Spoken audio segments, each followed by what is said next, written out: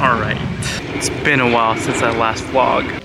Alright, it's been a while since I updated my YouTube channel on what I've been doing, and a lot has happened.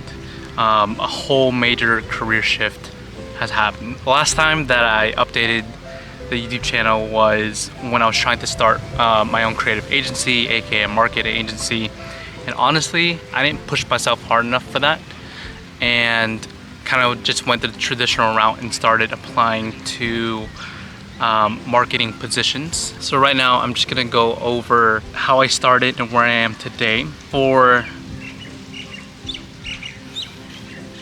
Hey baby, just pretend you're talking to me. No, hold it up, babe. Hold it up. Kidding, no. Long story short, I was unemployed for about a full month, trying to focus my energy within my marketing agency. It didn't go as planned, and it's not something that I've completely let go of, as I do want to scale my business in the future.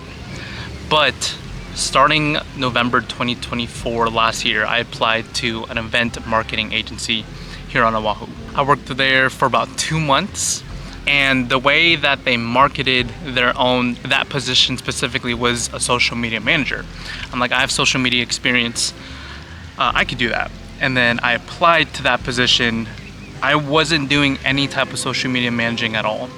Long story short, I was basically their muscle to carry their props for the events, like golf tournaments, hotel activations, and basically the company revolved around alcohol and sponsoring these alcohol brands. These alcohol brands like Heineken, Corona, Aperol will go to this company and be like, hey, we need some girls to bartend for us at this event. And that company was like, okay, I'll do that. I wasn't doing any marketing or social media managing for them at all. I was basically the heavy lifter and carried the tents around, the alcohol around. Did I want to be in a company that revolved itself around alcohol? No, not at all. And there's nothing wrong with that. I just don't prefer myself to be around that kind of environment, in a sense. I did have some cool experiences, and I did meet a lot of cool people. I did a photo shoot for a speakeasy bar here on the island, which is really cool because I got to meet the owner, and it's really nice to see how passionate these bartenders are on the craftsmanship when it comes to making different types of cocktails. And a one night stand. I look back on this footage that I'm recording right now, and I've always been like, oh, I don't need 1080. Mr. Beast doesn't record in 4K.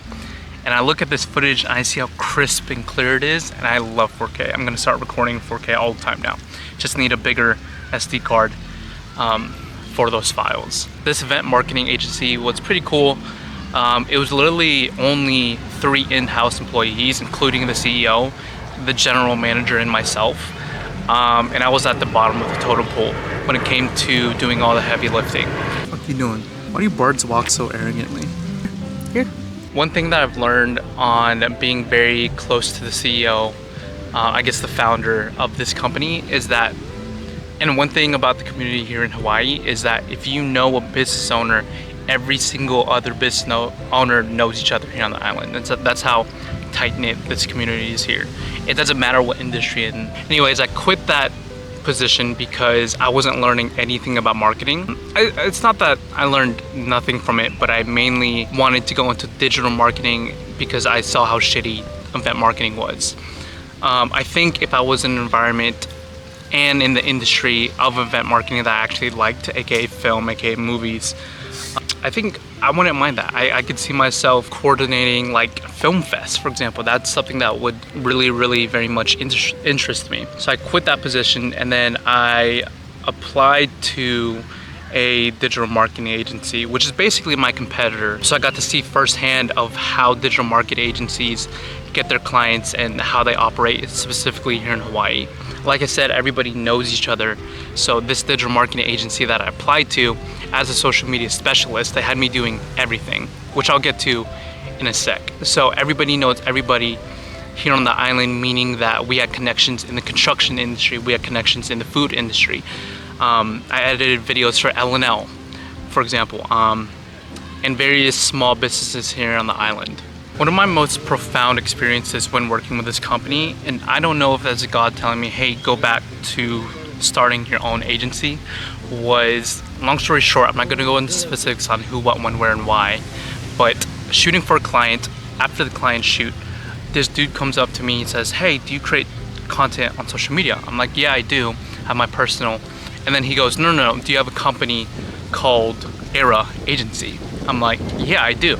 It was an owner of a barbershop that I cold DM'd on Instagram to reach out to see if they needed any content and marketing services. And in that moment, my boss, who was the owner of the agency I was currently working at, was there. So in my head, I knew right away, like, hey, can't be talking about this. And I said that to him, and he pretty much got the message. He was like, oh, okay, I see. Long story short, I was basically like, hey, you know, we can talk about this after, I'll DM you. And in my mind, I'm thinking to myself, right after this, I can DM him and he can be my first official client. He has various barbershops around the island. And yeah, let's get this settled. Sorry, I already ate half of it. Got a little hungry on the way. There you go.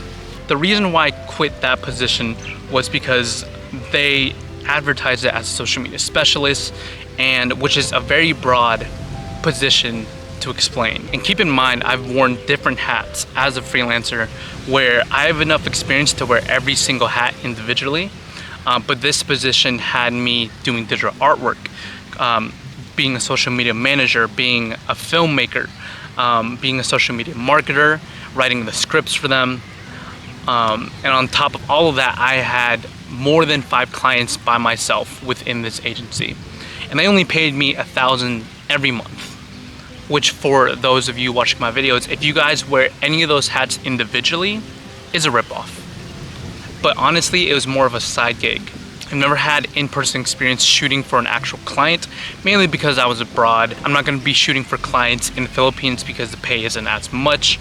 That being said, that's mainly why I applied to this position. I wanted that in-person feel of directing the shoots. I think right now, everybody that is a freelancer, even traditional in-house creatives, know when they're being ripped off if a position has you doing multiple different sectors within the creative process.